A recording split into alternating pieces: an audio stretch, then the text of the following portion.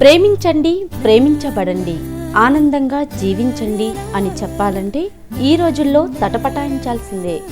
ఎందుకంటే నాటి ప్రేమను నేటి ప్రేమతో పోలిస్తే ప్రేమలోని మాధుర్యం కరువైపోయింది, కనుమరుగైపోతుంది. ప్రేమాయ నమః అని నాడు అన్నవారు నేడు ప్రేమే యమః అంటున్నారు, యముణ్ణి గుర్తు చేసుకుంటూ.